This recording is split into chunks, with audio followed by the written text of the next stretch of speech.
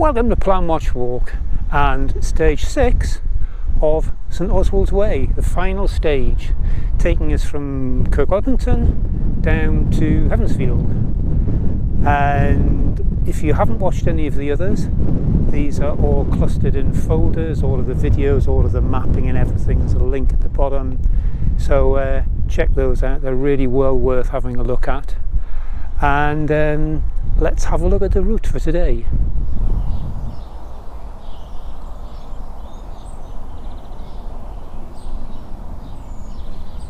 Stage 6 of St Oswald's Way starts at Kirkwhelpington.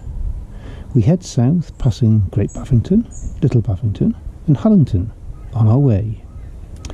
Then onwards we pass Great Whittington before reaching the root of the Roman wall, where we head west to our final destination at Heavenfields. Well, hello everyone, joined by Martin Pameter, who was heavily involved in setting up St Oswald's Way. So Martin, can you tell us a little bit about St Oswald's Way and the setting up of it, please? Well, St Oswald was one of the three main Northumbrian saints, and the idea of the walk was to link various places together that are associated with St Oswald. So it starts off at Lindisfarne, Holy Island of Lindisfarne, where Oswald helped Aidan to set up the first monastery on Holy Island. Then goes through Bamborough, which is where his royal palace was back in the Anglo-Saxon days, and then finishes at Heavenfields, which is where he fought a battle to reinforce his kingdom of Northumbria, and also he then went on to establish Christianity again in the Northumbria region. And so the route is about 96 miles in total, and it takes in a lot of the main features of Northumberland that people know about. So there's a lot of coast and castles which are really beautiful. Goes through forests and lots of countryside and along Hadrian's Wall at the end, and finishes at one of Northumbria's main historic sites as well. Wow, that's brilliant, thank you for that. Is there any particular section that you prefer or stands out to you? My favourite section is probably around Budle Bay, which is north of Bamborough. It was always one of my favourite sections even before this year, and the route of St Oswald's Way is changing this year because of the England Coast Path. It's going to take even more of Budle Bay, and it's the extension, it's now getting closer to the coast itself, and the views of Budle Bay are absolutely stunning, and there's so much history around there as well. It's a beautiful part of the county. It certainly is, I'll agree with that one. Is there anything else you want to add just before we close off? The route's managed to a large extent by the St Oswald's Way management group, and we're running short of volunteers to either be on the group or to help us out with just looking after small sections of the route in terms of maintenance and reporting problems to the county council. So anybody that would like to work in a more administrative role, either be on the group or our group of advisors, or to work as a ranger, would be very, very welcome. Okay, that's great. Okay. Well, many thanks for that, Martin. Do appreciate it. That's okay. Well, thanks. I hope you enjoy your walk then. Well, it's got some mixed emotions when we get to the end of a long path walk. It's sort of great to have achieved these things, but also there's a bit of sadness that you're leaving what's become a friend behind. But yeah, looking forward to the last bit, heading on down to the Roman wall, and as you've seen on the map, going through some great little villages on the way. So let's see what lies ahead. We're in the centre of Kirkwhelpington, which is parked up. Nice early morning. Oh, just look around on the left. We've got some signs for St Oswald's Way, which is really good. Here on our right, this is the Church of St Bartholomew's. This dates back to the 14th and 15th century. As we've seen on the route so far, we've had a look inside churches, but it's just turned 7 o'clock in the morning, so we're not going to do that today because it's going to be closed. But within the graveyard is buried Charles Parsons, Sir Charles Parsons, who was behind C.A. Parsons, and he was the inventor of the first steam turbine. So we're going to start our walk heading down the path. We'll just come out of the village and walk down the road. So we pass this rather nice garden on the right here. Come to the bridge here over the stream, which is actually appears to be the upper stages of the River Wansbeck. We've been going about a mile or so, and on the headland we've got a house. Just actually put my finger on this bit, coming in about here. So that's Kirkwhelpington. So we've pulled up, we're across the fields, getting onto the moors. Here we've got some signs, as ever it's pretty well signed, and then we're moving on over the fells here. All very tranquil, very pleasant.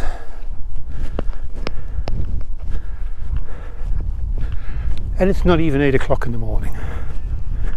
Great way to start a day. We've reached Great Bavington, and here we've got some information down here.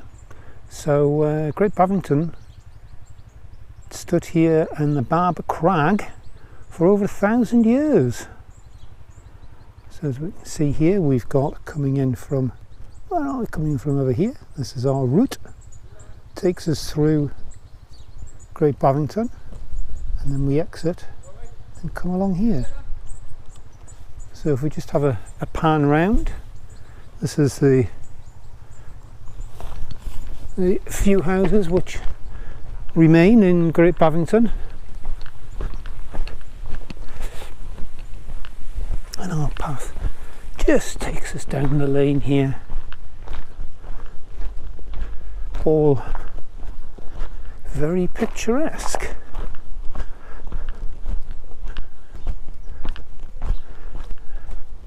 Well, here just down the lane, just on the cottages, we've got an old post box, and what's really interesting is it says here, first collection in 1888, Presbyterian Minister of Great Bavington originally penned the letter in agreement of the Royal Mail, and the last collection, we can just see down here, was in late 2018. There we go, it's great that it's been preserved.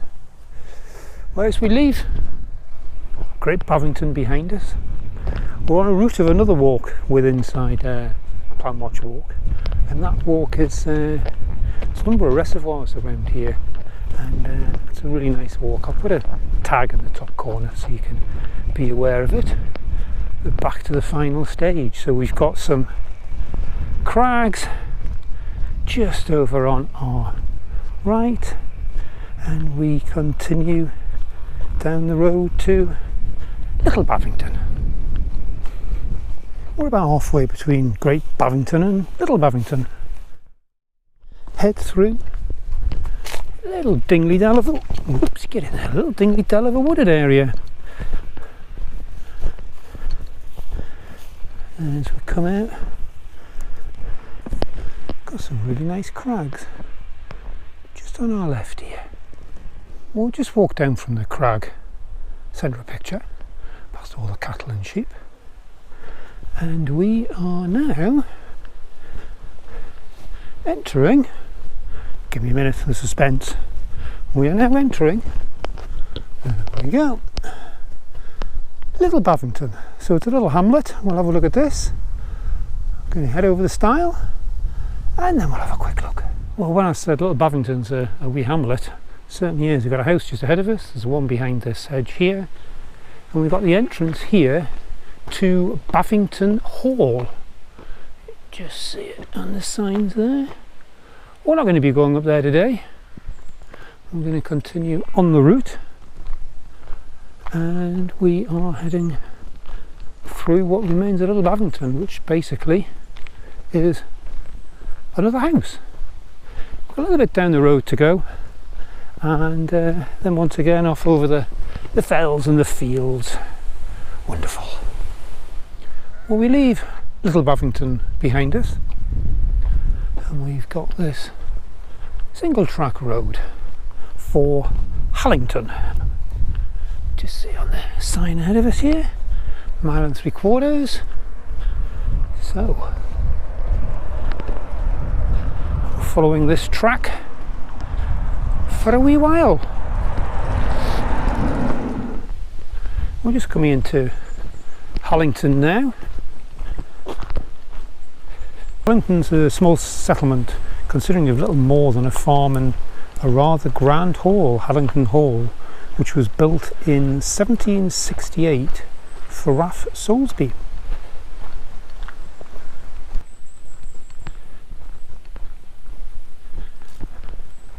Here we've got a little bit of a view of Hallington Hall and the gardens in front. Down from Hallington, come to a small junction here.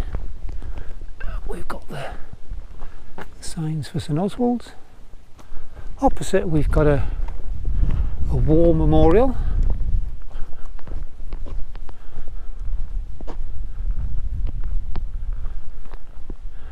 Grateful memory of all the people who have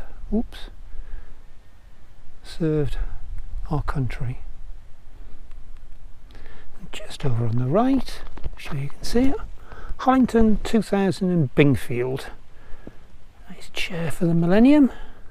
So we need to follow the road.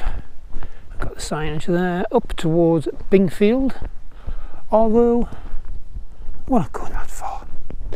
A little bit further on the road. As we come to the end of the road section, we need to turn left. Some signs, we'll come on to that in a minute. And just on the opposite side here, there's just a great view of where we've come from. So pretty much centre of screen, that's Hallington. Got the memorial sort of slightly centre left, and the trees on the headland, that's roughly where we've come from. But a really nice panoramic view. Anyway, we need to continue. So we've got style here we need to go over, and we've got signage for Great Whittingham, 2.5 rather. But as we climb over here, our next point is a place. It's a rather strange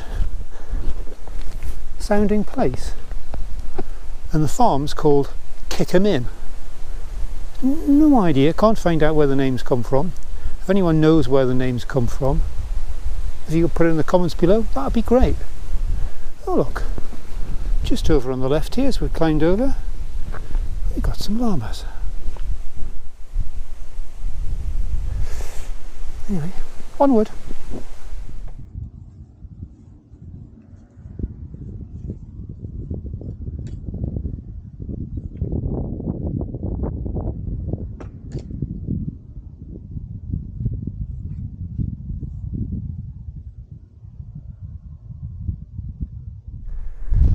Great thing about Northumberland and around these parts is you don't have to climb too high at all. Gentle gradients, but what a view! It just goes on and on. Anyway, we're continuing. Our path leads us up ahead here, so onward and upward.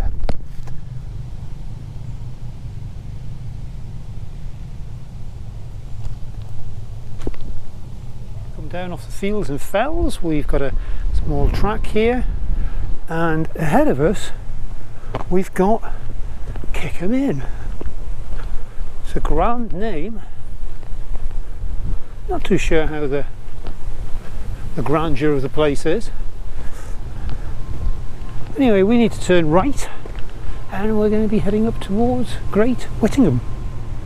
Just approaching Great Whittingham, and it's a houses are basically 19th century, and very nice little village just to the west of Matfern, and it's got a Presbyterian church as well.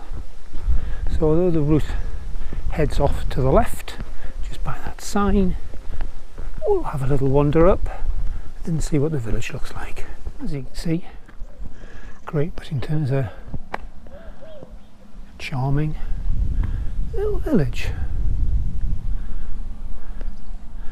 Just down on the right, we've just come further up the bank here, is the Queen's Head. We've got Kirkwhelpington just ahead of us there, where we've just come from, and as we pan round, well, it's turning a little bit, but it's not too bad. Ahead of us here, we've got Whittington Mill, which is a 18th century ruined mill that is what's left of it. Our path takes us just in front and to the right. You can just see ahead of us here, and we've got some signage here just as a diversion of a route, but that's the route that's within the GPS, so all's good. So we're going to continue on our way.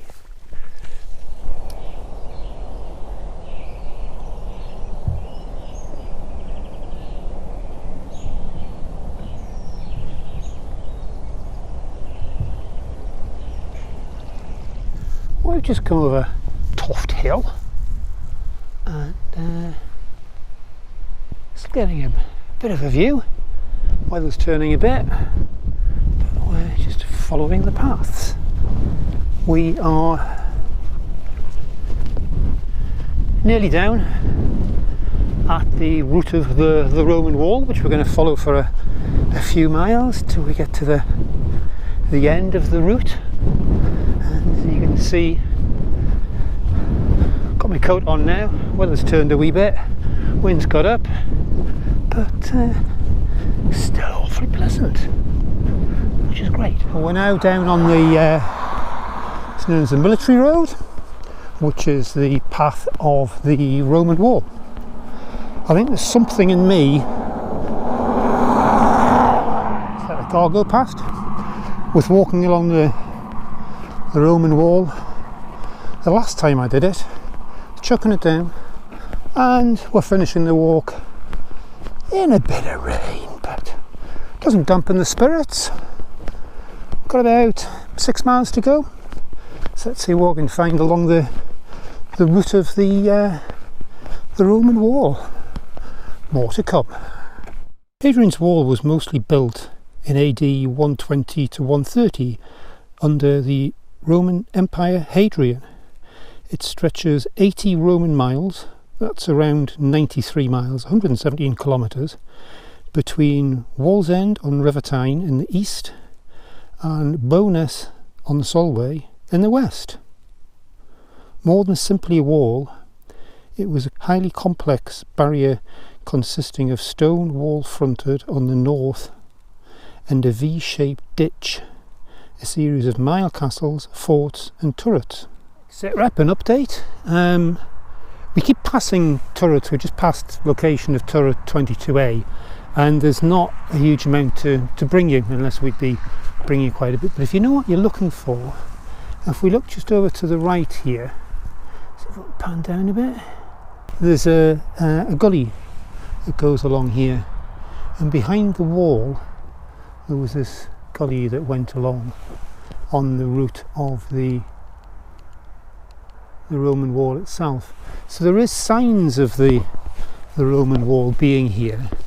This was a site just over to the left here, or quite a major fortification, but there's no actual remains.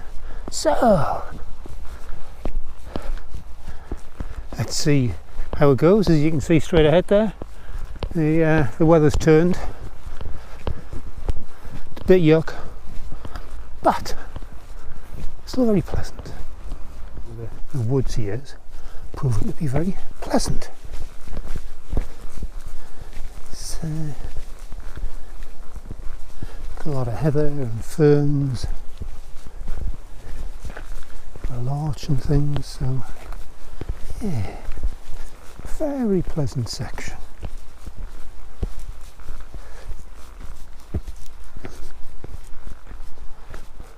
We've got St Oswald Church and Heavenfields just there, just off the road here. Apologies for the cars. There's all the information here with regards to St Oswald's, Heavenfield, and also St Oswald's Way. And we've got the cross here just on the left. That was built about 1920 and replaced a stone cross. Let's go up and have a look at the church. Here we can see great description here of a panoramic view, which is great. But if we look up, we've got a small problem. The weather and the viz is sort of turned for the worse a bit, but you can get an idea of the view from here on a good day. So if we look around, we've got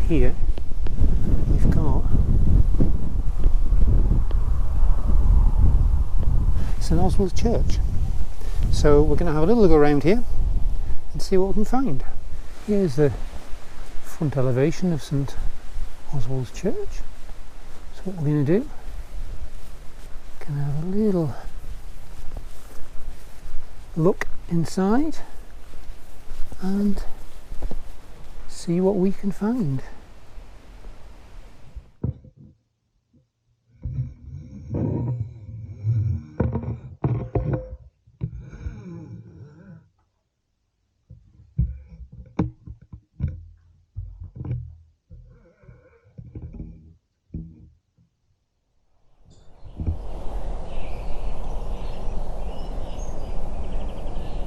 Sadly concludes St Oswald's Way. I hope you've enjoyed the series. I certainly have. It sort of makes you reflect a little bit when you get to the end. So we've done 97 miles. We started in Holy Island, came down the northeast coast, Bamborough, Craster, came through into Warkworth, stunning northeast coast. Then moved across, which was a great trekker through to Rothbury. Then after that up the Simonside Hills and down to where we are today at St Oswald's Church. So it's a fitting end with got the church behind us. If you like what we do, there's plenty more coming, there's plenty more in the plans. So if you could subscribe, thumbs up, wonderful. Any comments will be really good. But above all, hope you've enjoyed it. Just remember there's a huge amount of resources sitting there in planwatchwalk.guide. I'll put a link below to that. And thank you very much for watching, and thank everyone for their support. So till the next one, bye for now.